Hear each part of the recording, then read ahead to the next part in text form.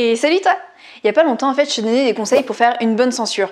Parce que des dictateurs qui ont voulu censurer des bouquins, il y en a eu avant toi. Et pas que des dictateurs d'ailleurs. Il faut être créatif et original parce que des censures, tu te doutes bien, il y en a eu. Et bien entendu, elles ont toutes été toujours justifiées. Mais parfois la justification, comment dire, on dirait un petit peu Timothée, 4 ans, qui essaye d'expliquer pourquoi il a décapité sa poupée.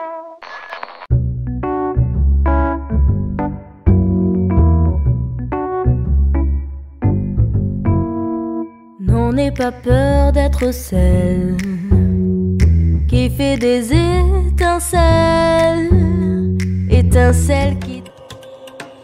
Dans la famille des excuses moisies, je demande celle en lien avec la politique. Et ouais, la politique, tu sais ce truc qui te casse bien les ovaires et qui peut parfois en fait détruire des familles lors de repas dominicaux.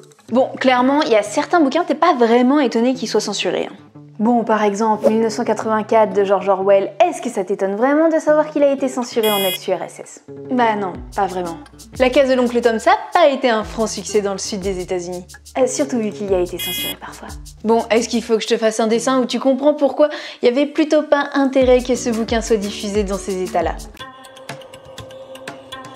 A l'inverse, en fait, tu vas avoir des bouquins qui vont être censurés pour des raisons officielles totalement autres, mais quand tu creuses un petit peu, tu te rends compte que finalement, c'est politique. Persépolis par exemple. Bon, si tu connais pas, en fait, c'est une BD où l'auteur raconte sa vie, toute son enfance à Téhéran, donc en Iran. Et t'as une école en fait à Chicago qui a décidé d'interdire ce bouquin pour des raisons de scènes de torture. En fait, j'ai deux choses à te dire par rapport à ça. Déjà, oui, les écoles américaines ont un certain délire orgasmique avec la censure, ça c'est indéniable. Et ensuite, je dirais que c'est un petit peu du foutage de gueule quand on voit certains ouvrages américains qui sont diffusés dans les écoles et qui contiennent quand même des scènes de violence beaucoup plus importantes que celles que tu peux voir dans Persépolis. En réalité, en fait, c'est que Persépolis ne montre pas toujours une image très resplendissante de l'oncle Sam. Et ça, le patriote américain, il kiffe pas trop. Un autre roman qui a subi les foudres de la censure, c'est L'amant de Lady Chatterley. Et ça, je t'en parlais en fait déjà dans une vidéo précédente, la vidéo d'ailleurs sur la romance.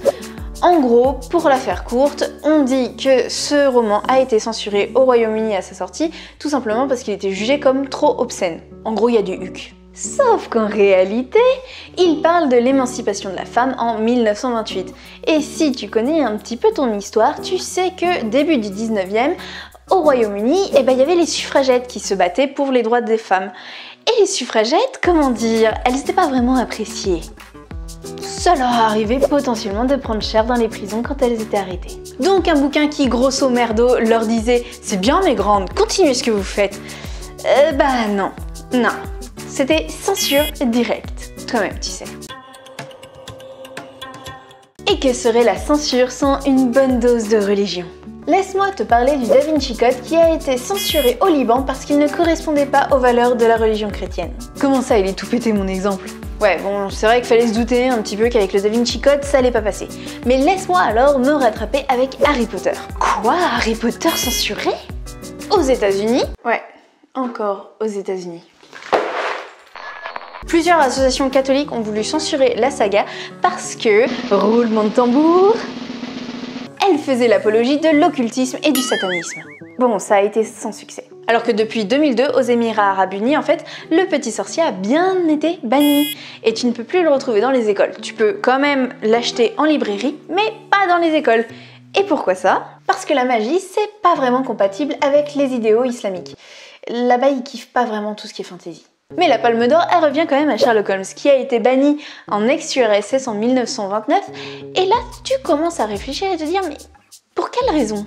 Sherlock Holmes, il est un petit peu porté sur l'opium, alors peut-être que... non. Deux mecs qui vivent ensemble, c'est un petit peu chelou cette histoire. Peut-être que... toujours pas. Non, en fait, Sherlock Holmes, il a été banni pour apologie du spiritisme et de l'occultisme. Oui, encore l'occultisme. Alors le plus fort quand même, c'est que les bouquins n'en parlent jamais. Mais genre jamais. Mais comme l'auteur, lui, il était un petit peu porté médium, c'est ses livres compris pour lui. En gros, l'ex-URSS est un petit peu à l'origine de la cancel culture. Allez, un petit dernier pour la route et après je te lâche. En gros, Alice au pays des merveilles a été censurée en Chine pour une raison mais des plus what the fuck possibles. Tiens-toi bien. La raison, c'est que faire parler des animaux comme des humains, c'est indécent. En gros, tu mets pas les animaux au même niveau que les humains. Bon, après, venant d'un pays qui ne met même pas les humains au même niveau que les autres humains, c'est pas très étonnant que la cause animale n'ait pas pris. Voilà, c'est tout pour aujourd'hui. En tout cas, j'espère que cette vidéo t'aura plu. N'hésite pas, comme d'habitude, à t'abonner, à mettre un pouce bleu, à me dire en commentaire s'il y a une petite vidéo que t'aimerais bien voir sur la chaîne. Et si tu veux me soutenir, comme d'habitude, ça se passe sur la page Tipeee ou alors en achetant mes bouquins.